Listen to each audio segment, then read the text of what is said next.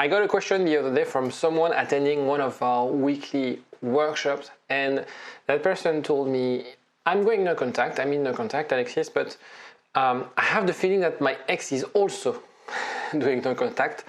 So what should I do now? Should I break no contact? Is it working? How can I know if it's working? This is what we're gonna cover today in this video. You're perhaps in that situation where you go no contact and you have the feeling that your ex is doing the same. So how can you exit this situation? I'll explain the stages of no contact. I'll explain whether you should break no contact, and if you do, what you should be saying to your ex. Everything after the jingle. IGetMyExBack.com. Everyone deserves a second chance. So first of all, no contact, why it's important if you haven't started or if you're not convinced why after you just started no contact. It's the idea of making the breakup real for your ex. For you as well, it's very hard because there's an element of letting go of the attachment, letting go of this sort of habit of getting some sort of validation from our partner, some sort of love and attention. So we have to live without that person, and it's easier to make the leap of faith and going no contact. So as I said, it's hard to do, but it's highly rewarding. It's highly rewarding because this is the only way for you to properly work on yourself, properly assess the relationship, and also from your ex's point of view. Of course, they'll enjoy that moment of freedom, but they also need to feel the loss, right? And no contact is the best way, the best tool for your ex to also reflect on the relationship. I'm referring, and I forgot to mention that, the work I'm doing is mostly for people who have had an important relationship. You can call it like a life-defining relationship. In those cases, yes, even if the person decided to end the relationship, they would reflect. I will discuss about the stages they would go through. It works if they were in love with you, if the relationship, the feelings were mutual. If it was just a fling, you've been in a relationship that lasted a couple of months, no contact might not have any effect whatsoever. Your ex will move on, and no contact won't change that. So on your end is about focusing on yourself. That's where I help my clients when we do counseling sessions. They use that time, instead of focusing their attention on their ex, they focus that time on the things, areas in their life they need to improve. And from your ex's point of view, from an attraction point of view, that's the best way to create the condition for your ex to miss you. The stages of no contact. So the first phase is the relief phase. Your ex took months, weeks or months, to announce that they wanted to break up with you, and it built up some sort of pressure. You didn't see it. Sometimes a breakup comes as a shock. You didn't see it coming, but for them, when they announce the breakup and when it's getting real, they relieve because they finally are able to live and experience that idea, that vision that they had. Don't get me wrong, they don't necessarily enjoy breaking up with you. They don't love breaking up with people. I'm sure you've been in that situation where you have to end a relationship. That's never something nice to do. But there's always this thing that the pressure is released. Like, look at it as there's a lot of pressure and the pressure is released. Then there's this elation thing where it's kind of you're a bit on having LSD. Like, everything is amazing. You rationalize everything. You use your both halo cognitive bias, your confirmation bias. Anything that you see is amazing. Anything that you do is amazing, right? Because in order for you to rationalize the decision you made, and it's a very, very well-known cognitive bias. When we make a decision, we usually reinforce that decision, even though if it's a bad decision. There's been studies about people who bet on horse races, and they usually are way more confident once they bet on that horse, right? Because when you make a decision, you feel like, okay, now that I made this decision, I want to really forget that, another horse could win. My horse doesn't have like a good track record or whatever whatsoever. But usually we really attach a higher importance on things that would confirm our initial bet or initial decision. For example, another one is when your wife would buy an awful pair of shoes and she said like, it's amazing, I love this pair of shoes. She's never gonna wear them, but she convinces herself. Actually, I say your wife, but it happened to me quite recently. So then after this phase, which doesn't last long because life is not all about fantasy and great stuff, and you sort of hit the wall of reality at some stage, and you start to feel a bit nostalgic. You start to compare. If they are dating someone, they'll start comparing that rebound relationship with you. If they're on their own, they'll start comparing that life without you. And they sort of, when you make the decision to break up with someone, you obviously discount all the benefits from the relationship, and you emphasize on the shortcomings, on the things that created a lot of tension, of pressure, right? Once you remove the pressure and the tension, what's left is the good side of the relationship. And then they could become sort of neutral, being unsure about what they do, on the fence, and very quickly regret and sadness. And on those phases, neutrality, comparison, regret and sadness, I think it's okay to be around. Sometimes, very frequently, dumpers will reach out around the neutrality phase because they feel like once they reach the regret and sadness, they're about to, okay, I need that closure. I need that closure from that person. So if they reach out, it's kind of, okay, it's the last. I'm going to try again. I'm going to overcome my pride to contact them and see how it goes. So these are the stages of no contact. You might find that people have other naming conventions. Sometimes people would say that 7 stages, sometimes 4 stages. But basically, the idea, pressure from the breakup is released, they enjoy, and then they start seeing things differently because life is complex, right? They switch from like, I'm a 6-year-old kid where everything is amazing to a grown-up where things are more complex, more subtle. And this is when they realize, actually, I'm missing this relationship. And before, and towards the end, that will be about like, I wish I could. So no contact is a power battle. From your point of view, if you're a dumpy, it's a great way to regain self-respect. Your ex decided to end the relationship. They want to be nice. They say, let's stay in touch. And you refuse. You say, like, no. I take control of the situation right now. I decide that we shouldn't talk to each other. And that's quite hard sometimes for dumpers to accept because you kind of pull the rug underneath their feet. But that's why it's, I think, quite an interesting power move from the point of view of a dumpy. Now, sometimes, not every time, they have this feeling of rejection, and you add this to that pride. They feel like, I took the decision, and they expect you to be sad. They expect you to be depressed. They expect you to be clingy and needy. And you don't. You show another side of your personality. You show that you're strong, you're mature, right? And that will make them realize that actually it will have a knock-on effect on how they perceive you, right? So it's very important that sometimes when you do that, because they feel rejected, because they feel like, I expected you to suffer, I kind of wanted to win the breakup, but you didn't play that game. Say like, no contact, if that's what you want, I don't agree, but I accept your decision. Let's not talk to each other for a bit because I feel I need time for me to reflect, and I think that would be beneficial for you. And that could, because you're leading the way, that could lead to what we could call a double no contact.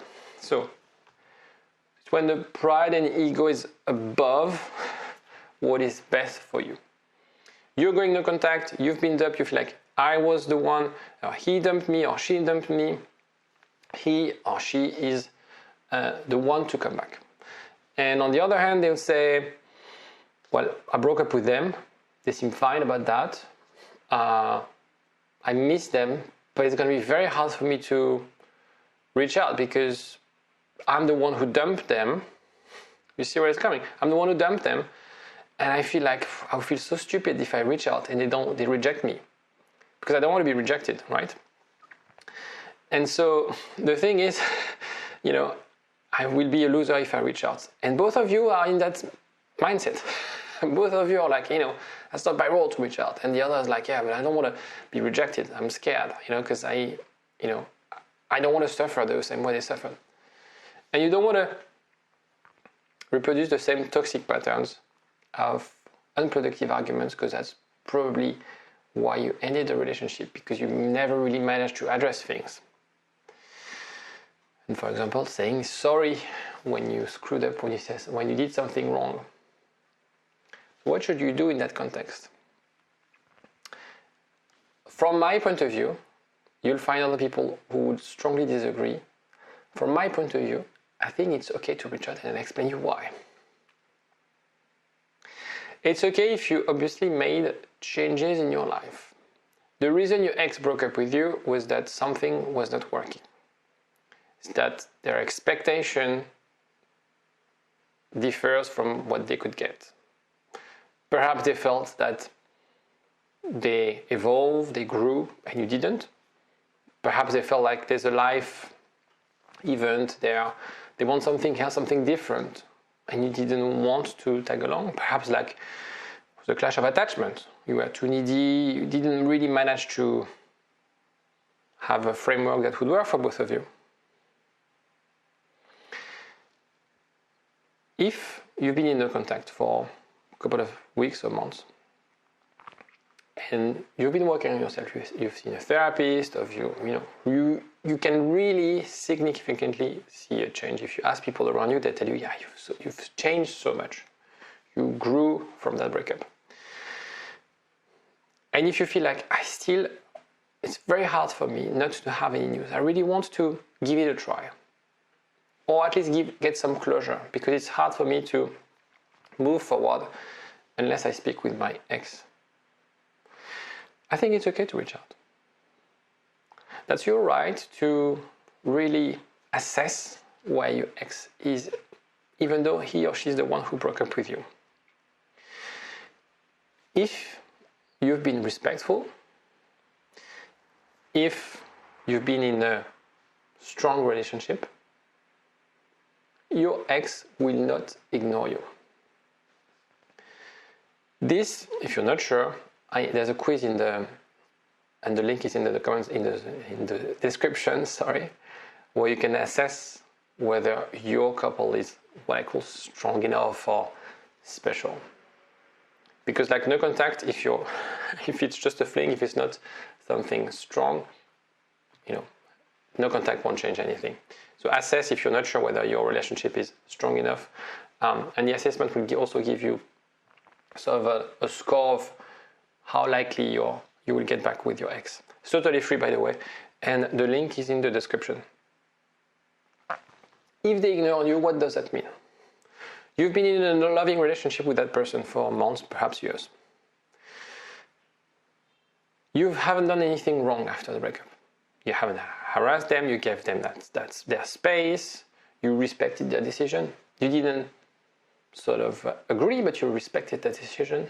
You acted with maturity. And when you reach out, they ignore you. Do you really want to be back with someone who's treating you this way? Because for me, that's kind of disrespectful. If they can't even just reply from a message from the message that you send to them, after what you've been through, after what you had together, well, that's your closure, my friend. You don't want to be in a relationship with someone who ignores you. It doesn't matter the memories, what you had, the project, it doesn't matter. That person, for some reason, has decided that he doesn't even want to bother replying to your messages. That would be very hard to swallow. But trust me, that will provide you that closure that you potentially are waiting for. And it's going to be another shock, the same way as the breakup, but the pain won't last very long. Because the pain, the anger from that situation would quickly transform into motivation to move on. And that would be best for you. What's best for you? Because sometimes I have people calling me, they've been in no contact for years. It's a bit exaggerated, but a year at least, or two, a year and a half. I got a case recently like that. And you could expect after a year and a half of no contact, well, go on with your life. Why do you put your life on pause expecting your ex to do something? Why don't you force things to gain clarity and reach out and get that freaking closure? Okay, it's important. It's like a scary place that I'm not saying if you've been 6 months in no contact, after this video, reach out to your ex. Do it when you feel you're ready, but you have to do it at some stage. Now, how to reach out? And that was the worst case scenario, right? It doesn't always happen. As I said, if you have had something special, if the score on the quiz, for example, is above 15, then your ex will reach out. Your ex will reply. Does it mean that you'll get back with them? No. But at least you're going to start a conversation. So how to reach out? The content of the message doesn't really matter. So some people will spend hours crafting the right message. It doesn't really matter. You have to see it as if you were contacting someone very casually. So you can find an excuse, whatever. What matters is to make it really short and sweet. I'll give you some examples afterwards. And I would like to use this video for people to share also their own examples of no contact and potentially success stories. Because I really want to debunk the fact that you should never, ever reach out to your ex. The reason I want to debunk this is because I see every single day people getting back with their ex because they were the one to break no contact. I have nothing to gain telling you should break no contact. I'm saying it because I know it works. Now, given the right context, you have had a strong relationship, you've been respectful, you've worked on yourself. Okay? If you have those things, then I think it's okay to reach out.